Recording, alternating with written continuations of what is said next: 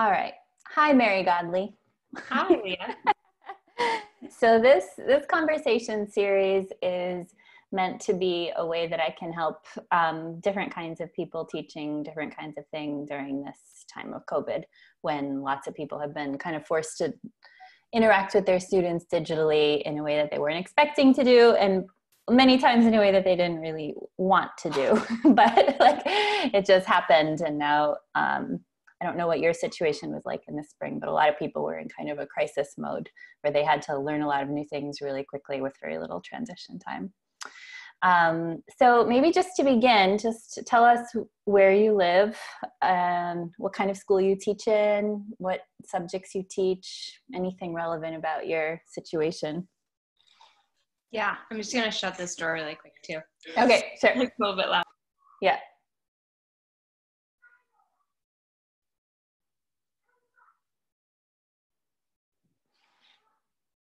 All right. So yes, I teach in Indianapolis, Indiana. It is a small private school called the International School of Indiana. It is actually a 3-year-old through 12th grade school, and I'm just in the high school. So each grade in the high school has around 40 to 50 students. It's pretty. The whole grade is 40 to 50. Whole grade. Mm-hmm. And the average classroom size is right around 15 students. I teach, yes, I really enjoy small class size. I teach, it's all international baccalaureate, every single class, which is pretty rare. Usually it's like IB for some students in a grade, but not for all. But this is actually IB for all students, and that presents some unique challenges. I teach 11th and 12th grade English B, which language B is the course for language learners. So our main goal is just to like work towards mastery of the language and intercultural understanding. We look a lot at current events, politics, culture, entertainment, like environmental science, but more on like a how is it affecting humans type of level. And then I also teach a 10th grade history class, a U.S. history class this year. Last year I taught a 10th grade English literature class. So wow. I go between those three subjects, and then I also spend a little bit of time with our learning support team, just supporting learners with like short-term intervention plans, mostly the English language learners, but I do help out with some others as needed. Given that we're a small school, we pretty much are playing multiple roles. Right. And the English learners are from what countries, and what are their language backgrounds?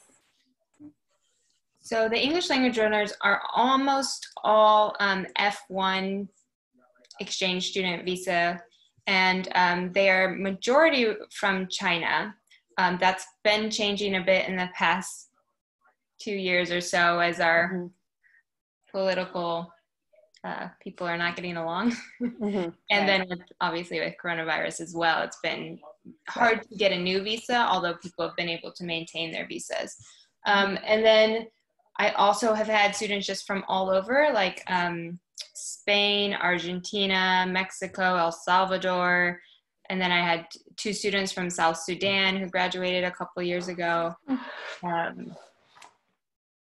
had a student from Poland last year. So it really varies. And a lot of those students who are from like, less populated countries, or maybe their parents are working with a large company based in Indianapolis, such as Eli Lilly, which is a big pharmaceutical company, or Dow Chemicals.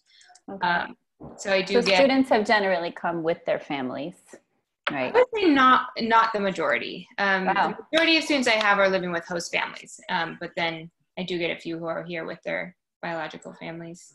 Okay. Oh, interesting. So it should be a mix of languages, but mostly I have Mandarin and Spanish, and then once in a while I'll get, Japanese or Polish or something. Right. And so in case anyone's listening, so you're leading the class in English with multiple languages being spoken in the classroom. And does everyone already speak some basic English then?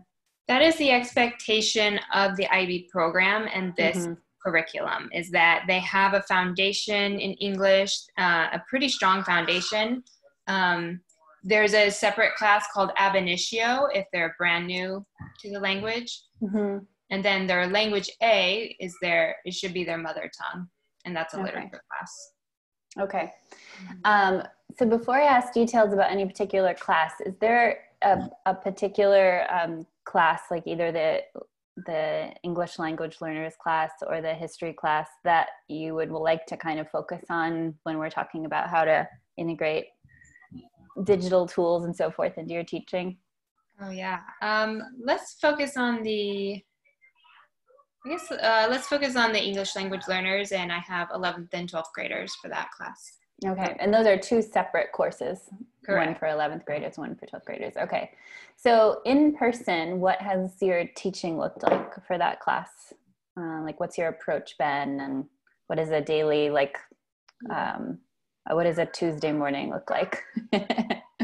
So when we're all in person, I'll just kind of do what I did today with my in-person learners. I started with a journal, which is low stakes, and it's either connected to the content area that we're studying, or I'll do something like a gratitude journal. Like today I said, name something that made you smile in the past 24 hours and just explain why. And I got a whole range of answers. And it's just to like ground us a little bit and remember that we're all human beings, even though our world's pretty crazy right now. So I did that journal today. And then I was introducing a new unit, and I had a few slides. It's about bias, racism, and the criminal justice system. So I had a couple of short slides. I started with a definition of bias because this is a word we need to hone in on. And it's one that I think might be hard for a English language learner to grasp how to use it, because you can have bias towards something or bias against something. It can be complicated.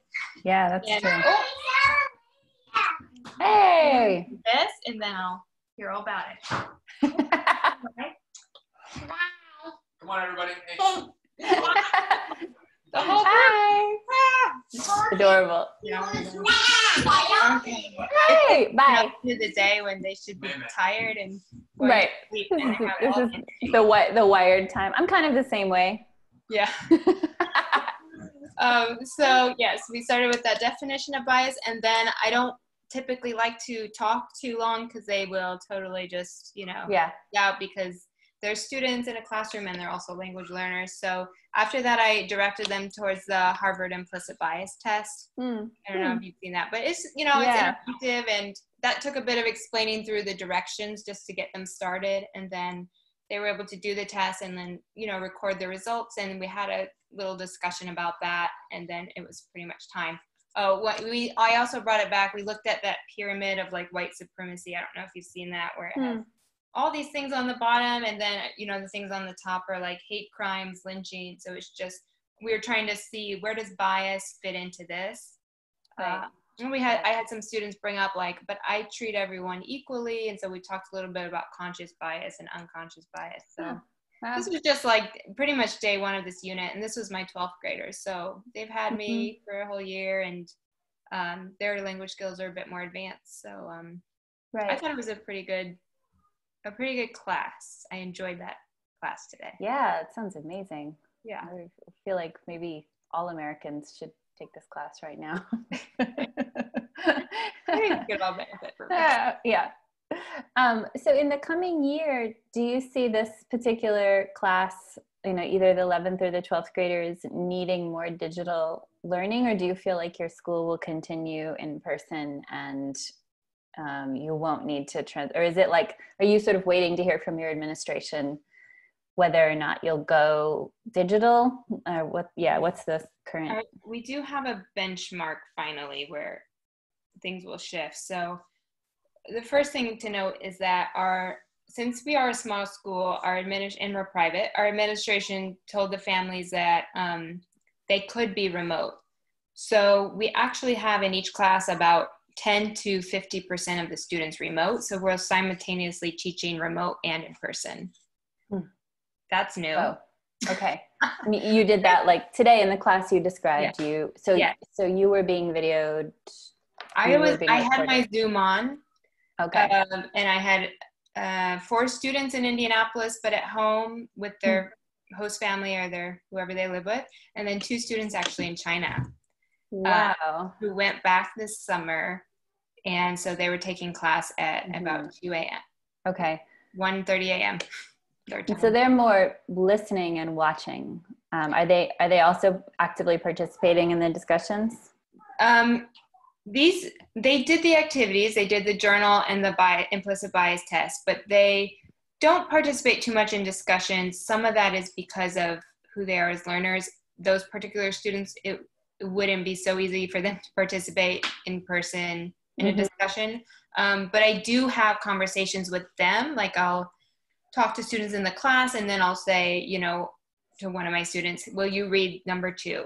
And like he'll participate by reading something that's on the screen, because I'm projecting my screen, but I'm also doing a screen share on Zoom so that in-person and remote learners can see. So you're, and you don't have a teaching assistant. No. So you're managing like multiple layers of technology as well as a class of students. Yeah, I feel like my brain is got a fire on all cylinders. I have to be so focused. But again, like I said, I only have 14 students in that class, so it's less. I recognize how much more difficult that would be if I had 25 to 30 students like we used to teach. Right, totally. So 14 students total, but for like a total of 6 of them were not there? Correct. Okay, so you had like a pretty small class inside. Yeah, very small. And like, I think you asked a good question, you know, did they participate in the discussion? And I kind of coincidentally, but maybe not, those students who chose to go remote are very quiet in the classroom. Right. Which is a layer of challenge for me to engage them. Yeah, seriously. And do the students that are actually in the class have laptops that they could use? Like, could they potentially be also logged into Zoom and present at the same time? They could. We are a one-to-one school, so when we all went remote in the spring, we were actually a leg up because we always all have laptops in the classroom. Right. But that would create a lot of feedback because they could have their volume all the way down and be muted, but if somebody wants to talk, everyone else's volume has to be totally down on their computer in order to not get that echo sound. Right. So it's a bit of a, but they can, you know, if I project my screen, they can see the remote learners on Zoom. Right, okay.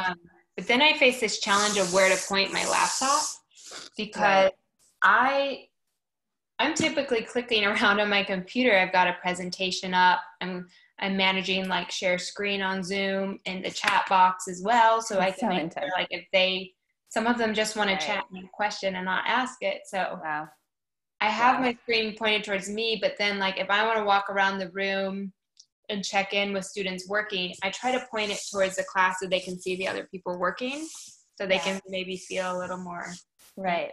It's funny, each of these conversations that I've been having makes me just want to stop what I'm doing and become everyone's assistant, because I'm like, you can't do that alone.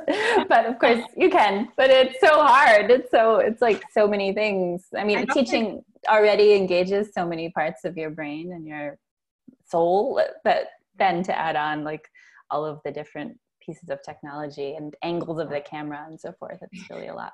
Yeah, and I know in the lower school, in the elementary school, they actually did get those cameras, I think, that are like a little ball and they kind of follow the teacher around.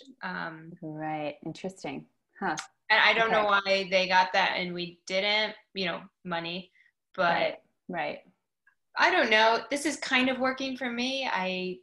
I'm sure it could be better though. Right.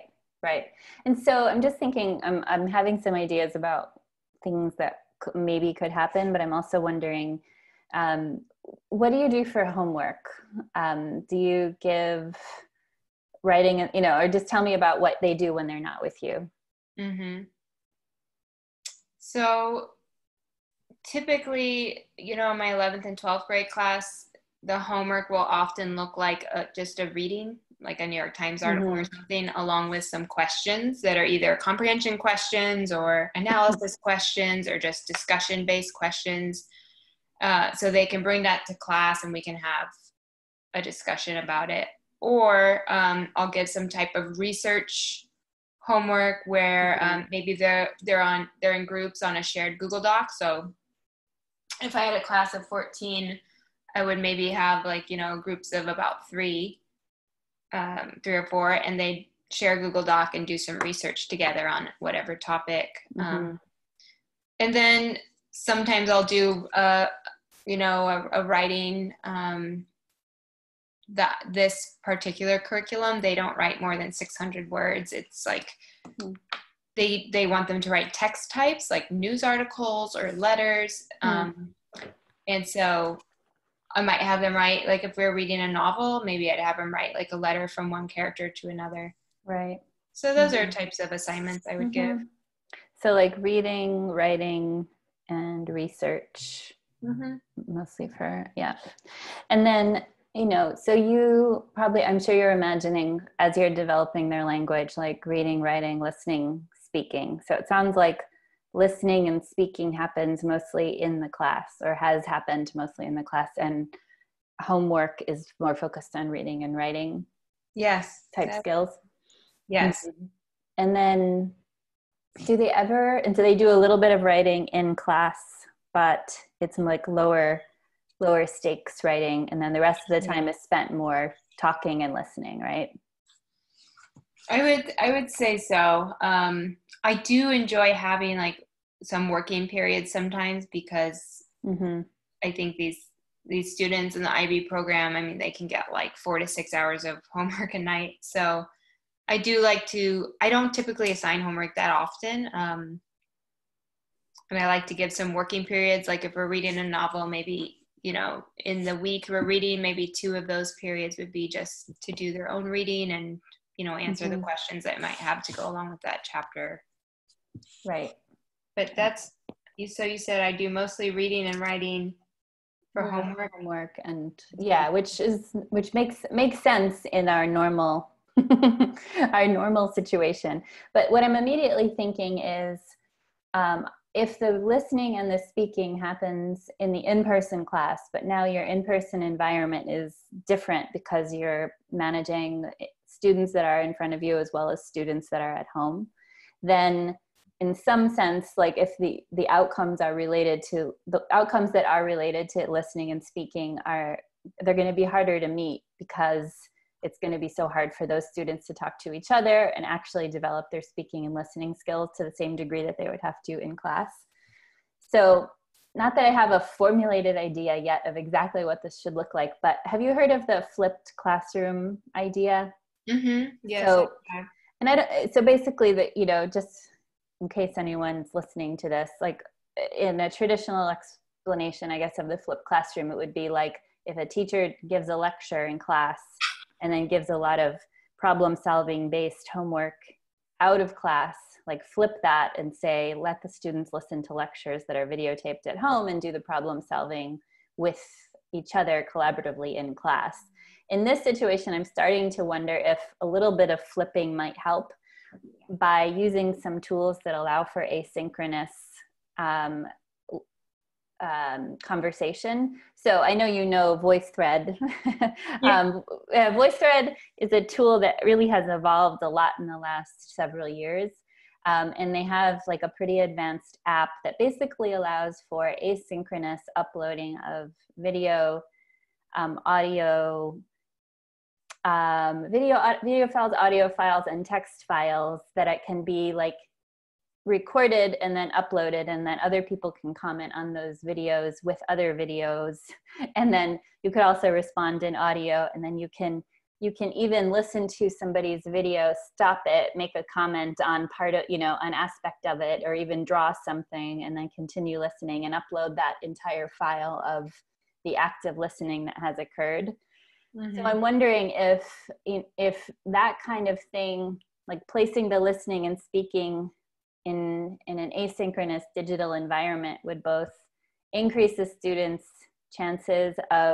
all students' chances of getting the opportunity, and as well as treating it as an actual requirement to listen and speak in English and articulate their ideas and so forth. And in case schools need to close again, or any number of things happens this year, you would be increasingly set up to be able to handle that, because students would already have developed relationships and as well as an understanding that this is an academic environment in which they're actually going to be learning and having conversations. So, you'd have to figure that out with your school in terms of purchasing, which is a separate question, but yeah. I've really enjoyed, so I do need to revisit VoiceThread. I think the last time I used it was probably like 8 years ago. And I did feel some frustrations, but I was always on the free version, and I know things, you always have more capabilities, right, when you pay for it. I've really enjoyed this add-on to Google Slide called Pear Deck. Oh, yeah. I like that because I had never really been much of a PowerPoint or slides teacher. I really just picked that up in March, doing it more. Right. And I like it because, I can pose a question or something on a slide and I can prompt them for an answer, and that is written. But I just saw on the paid version now they added an audio feature. Oh, that's great. Right. And does your school pay for a Pear Deck? I'm asking them to pay. We had in the spring, they gave us like the waiver, as so many great digital learning tools did. They just waived any fees for last spring. Oh, that's and we all got hooked, and now they're asking for our money. Right. So I'm still getting our admin to maybe pay for that. Gotcha.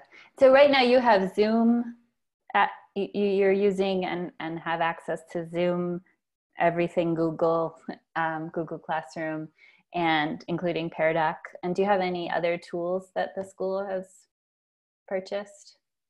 Or our main platform for communicating with students is ManageBack. That's pretty specific to the IB.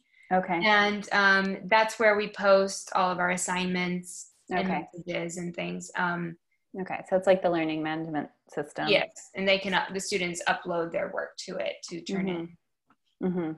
Okay. One more thing I use and purchase, I just remembered, is ListenWise. And that's for listening. There's no speaking involved, but it's short news clips, usually from NPR. And the program populates some questions, but then I can add or delete them and add my own. But that's just great because it adds like an extra listening component, and I can find passages on any topic, basically. So I like to use that as well. Okay, that's great. I didn't know about that. Yeah, I mean, the things that I see as that might be able to be improved over time, that might make the experience like much more fulfilling, and that would set you up in case you have like 3 weeks where the virus rises and everyone has to be home, is establishing a few digital tools in which rich conversation and exchange can happen, not just through text. Because, if you were teaching American students, we might be able to convince ourselves that they don't actually need to develop those speaking and listening skills for a few weeks. But when you're responsible for language learners, like you actually have to, if you're going to really, meet the outcomes that you set out for yourself. So I would recommend, and I do think that there are probably some versions of VoiceThread that are really affordable, and I've been really impressed at the progress they've made over the past few years. Actually, when I designed the courses at Juilliard, we held groups of 10 that were digital practice groups where students recorded themselves playing piano pieces and then uploaded them for viewing and feedback. And so there was a really positive feedback culture and sharing culture that developed, and it ended up being highly motivating for students to upload videos and audios of themselves. And the advantage with English language learners, of course, is that you can keep recording yourself. So it ends up being motivation to figure out how to say something well. So if you kind of figure out the idea that you want to express in class, you might be afraid to raise your hand and say it because you haven't figured out how to say it yet. But at home, you could sit, you could do some translating, you could practice it in front of a mirror, you could record it 4 times before you're satisfied. And then you could upload like your fully expressed idea in something that you're proud of and satisfied with, which both is great for confidence, but also means that the student went through the work of figuring out the language they need to articulate that idea. So like figuring out how to incorporate little video and audio clips for asynchronous conversations might be something that both would help you this year, and then you might be able to integrate into your teaching like this in the long term as a tool to not only cover emergency situations, but also to help students like the ones you're talking about that even in person wouldn't participate because anxiety, shyness, social discomfort, any number of things that make somebody not be able to raise their hand and speak in front of a class in another language. Yeah, that's really, thank you for pointing that out. I definitely have room for that, and I really do want to use that tool and see if I can motivate just a few of those who are at home, maybe all of them, to participate verbally a bit more. And they just need that connection, I think, with the other students that typically happens in conversation. Otherwise, they're just a bit on the outside of it. And right. That's not what I want. Yeah. And when we're Zoom and we're synchronous, they don't it's so hard to get some of them to show their video. Right. And it's just, it's too spontaneous, I think, like you're saying. They need to be able to delete it and re-record or something. And they can build confidence that way. Yeah. It makes me think too, there's this, have you heard of Priya Parker? No, I have not. You might like her book. She wrote this book called The Art of Gathering. It was before the coronavirus, but it's really just about how to create meaningful, rich spaces of all kinds. That could be teaching or religious or a birthday party or a wedding or any number of things. And she has a podcast called Together Apart that has it had several episodes as the coronavirus hit, and it was kind of talking about different lenses of this moment when we're trying to figure out how to have meaningful interactions digitally. And one of the questions that she kind of keeps saying in various ways is how can this technology allow us to do things that we wouldn't be able to do otherwise, rather than how do we replicate what we were doing before badly, instead of trying to create a technological subpar version of what we're used to, how can we think about what these tools can do for us and connect us in ways that we wouldn't connect? So one kind of example that stuck with me was she did one episode on dating and the coronavirus and how people are they were trying to set up meaningful dates online, over digital tools. And one thing that they were having each other do was show people what's in your refrigerator, take you to a particular part of your house and show what's in your cheese drawer and oh my gosh, really quick. In April or something, I did have the students say, bring your favorite quarantine snack and hold it up in front of the camera. I felt like that was maybe one of my most successful lessons. Right. Right. So it's an equalizer, and when else would you get to sort of see into someone else's life, which I know in education brings up some questions around equality and different levels of income. But if you can think of something that everybody has, I mean, the refrigerator is a good example because it's sort of everybody has a refrigerator. Most people's refrigerators are kind of a mess, you could say, show the thing that you really should throw out, but you haven't thrown out before or by now, and then, or look in your bathroom and show something in your, to kind of make it fun, connect, see each other's homes, which is where we're spending so much of our time now. And basically, I guess I'm just suggesting thinking of creative ways to create a culture of intimacy and meaning through tools, the kind of which you wouldn't be able to create in a classroom, but maybe we can create at the moment, and then might feed itself into a richer environment once people are back, which we hope, at some point, most of us at least will be together. Maybe those students from China won't be here this year, but so that's one suggestion. I think another thing that's coming to mind is, and I know that feedback is an issue, but since everybody has computers, it does open up this possibility for kind of breakout groups within the class, in which one say there's groups of 3 or 4, and maybe in each of those groups of 3 or 4, there's one person on Zoom.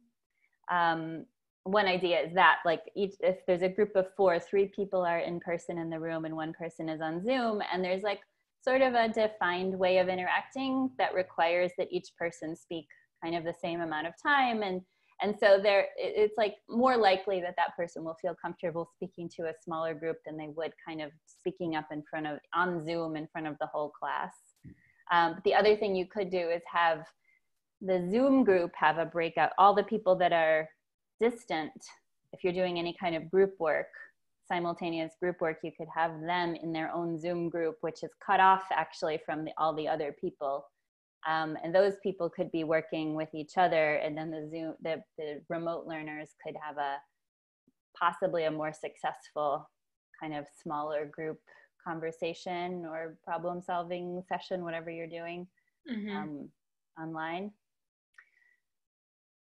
How do you think that might work? Does that sound like it has any potential? Yeah, or does it?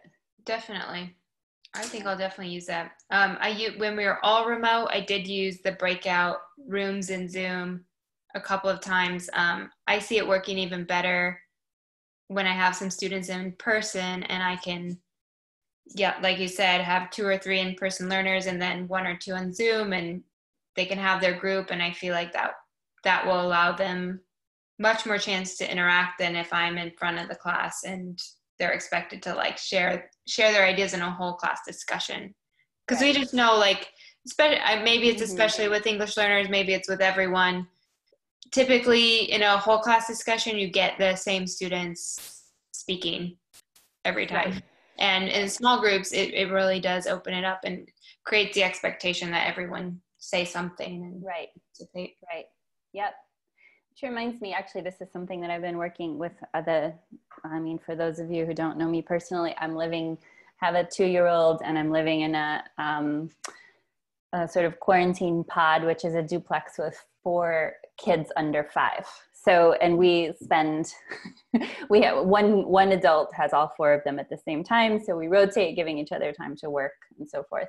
But one thing that I have found effective that I wished I had sort of used when I was teaching larger classrooms was those like hourglass timers. So that you're flipping a timer and the sand is going through, and say it's 1 minute, like you can buy them in packs of like 1 minute, 2 minute, 3 minute, 10 minute, 15 minute. And so for group conversations, I could see them being really helpful, because it could be like, okay, take the 30-second timer or the 1 minute timer and make it visible on the screen to flip it and just say, every person is going to kind of talk as long as that sand is going down. Like, that's the amount of time you have. If you run out of things, we're just going to wait until the timer is up. But like, it's sort of a way of doing talk protocols, but in a little bit more of a sensory way, where you're seeing the time go by rather than that anxious feeling of like watching numbers go down or waiting for a beep or so much of our lives have become, so digital that it's kind of nice to bring in this like antiquated artifact to complement that. Yeah, totally. So talk protocols with small groups. And the more I think about it, the more I feel like having everybody have to, so that the people in person don't have too much of an advantage, like making sure everybody is using the technology as much as possible. So, if everybody has to be on Zoom for these small group conversations, I don't know how much freedom you have to go outside or like be in little pods that are a little bit separate, and just be creative about where you're located, or go to the gym, or, I don't know your situation, but so that like the people at home feel like everybody kind of has to stare into a screen until they don't, or like, like to have, the last suggestion I want to make is something that I'm not quite sure how it will fit into your situation, but because you probably have some flexibility in your curriculum because your main goal is like language learning, something that's maybe more embodied for homework. Like, we often think of looking at a screen as the way that we do digital learning, but one of the cool things about digital learning is that devices are so small that you can kind of go anywhere. So if you start thinking about kind of flipping it so that the screen is serving kind of an embodied or worldly experience, rather than we have to shut down our embodied and worldly experience in order to be a victim to the screen. Start thinking about ways that, like, maybe the bias theme isn't the easiest one to think about, but anything having to do with the city or urban planning or a neighborhood or directions or, you know, all kinds of things that could get people kind of moving around the city with their masks, showing things with their devices, maybe carrying their device with them and with instructions about things to notice or look for or take notes on, and then coming home and like making a recording about what they've seen, including some pictures that they took, like things that ask them to get out into the world, do things in a way that we all really need to be doing right now, and that also probably will be much more engaging than like another course that everybody needs to do online staring at a screen.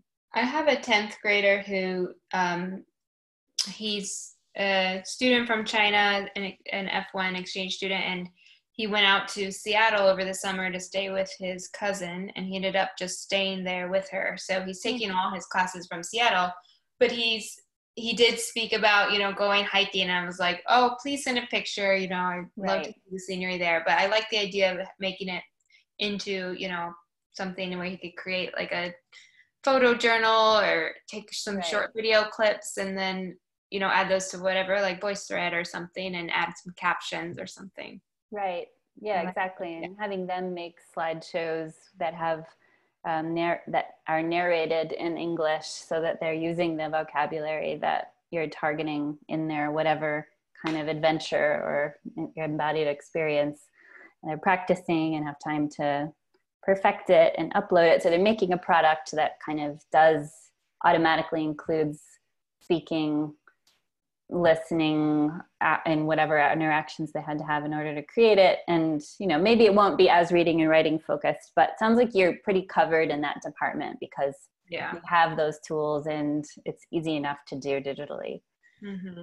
Yep, definitely. Yeah, I guess the last question I kind of want to ask is, what has this been like for you? Like, I know you're good with technology because I know you, but like, has this been really stressful? Like, what was it like to kind of find out in March that your entire approach to teaching had to shift like immediately? Well, I give my school or administrators a bit of credit, which I don't always do, but I will do it in this case. For about 2 weeks leading up to us closing, which we close on March 15th, I want to say. I forget what day of the week exactly. Because like a Friday was the last day. For about 2 weeks leading up, they had us kind of in our 7-minute homerooms at the beginning of the day practicing Zoom and Google Hangouts. So they were on top of that. And, you know, naive as we were, our students from China came back in January from winter break telling us about the virus and how serious it was. And I heard them, but I didn't hear them. Yeah. None of us did. It's kind of like the flu, right? And sounds bad, but like I remember, you know, SARS a little bit. I didn't really feel totally threatened here, but this is just a different case, and it wasn't managed, you know, by our government, as we know. So we've just ended up where we are now. But I actually went to a wedding that weekend, and I, you know, took a personal day on that Friday. So my colleagues, who I have a couple of close friend colleagues, and they called me and they were like, the school is shut down. Like, you can't get back in the building. Do you want us to take anything out of your room for you?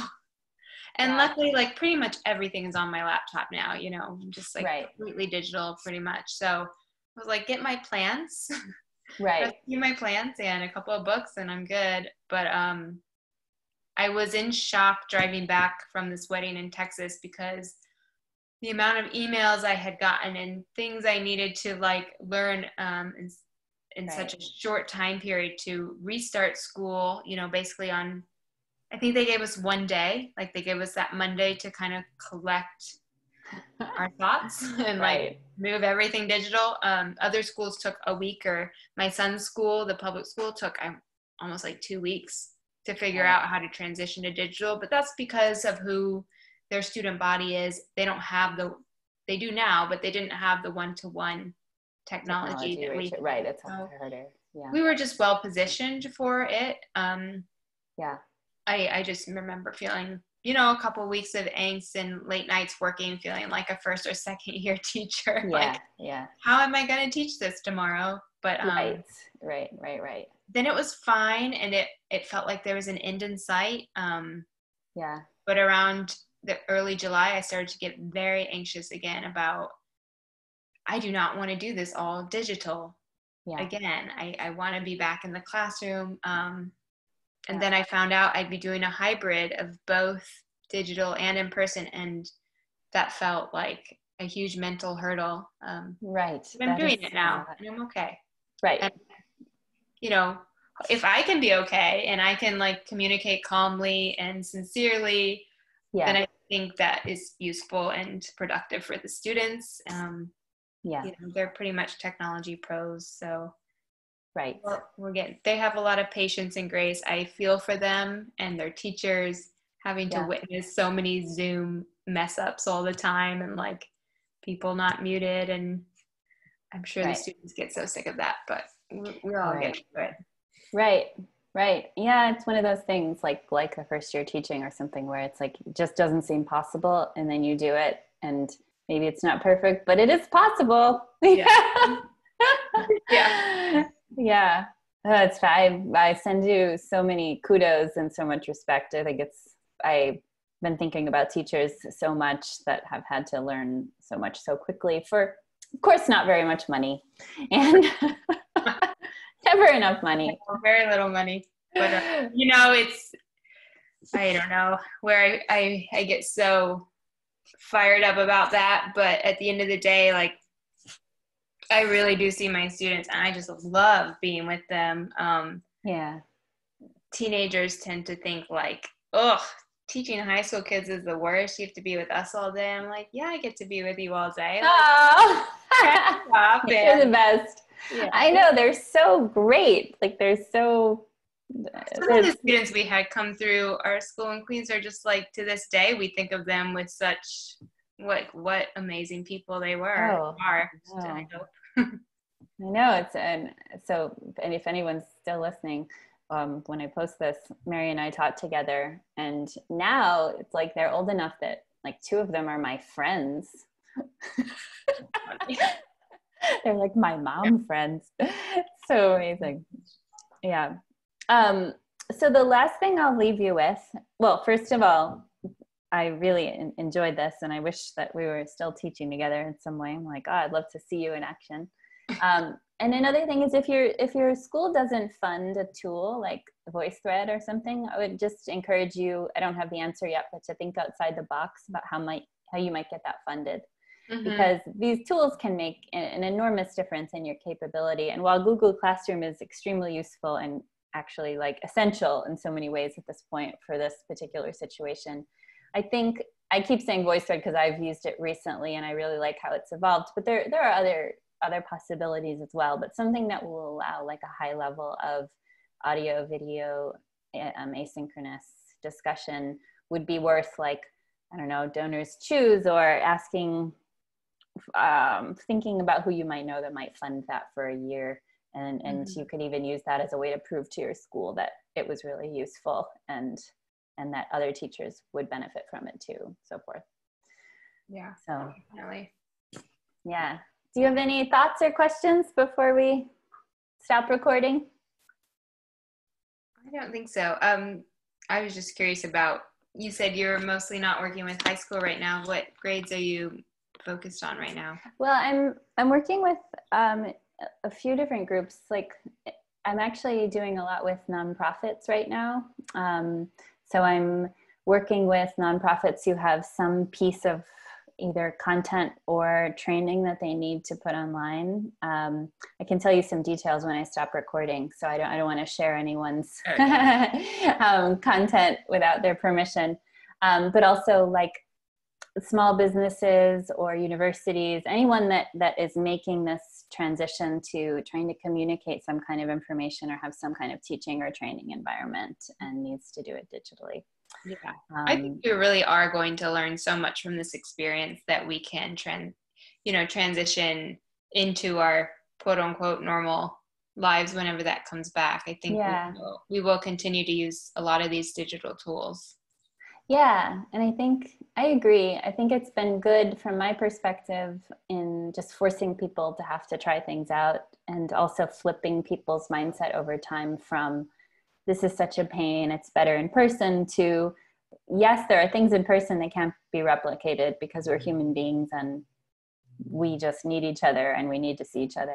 But also there are things that we can do that we have never been able to do before, and that we need to kind of switch our mindset from how do we get really creative and have fun with these things and create meaning and create relationships, rather than,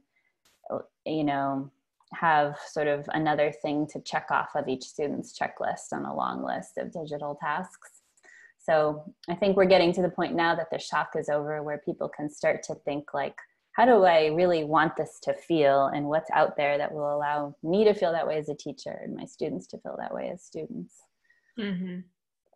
So, yeah, definitely. Thank you so much. I'm looking forward to trying some of these ideas. Yeah, maybe we can touch base pretty soon. Well, listen, I'll stop recording and then we can say goodbye. Okay. Yeah.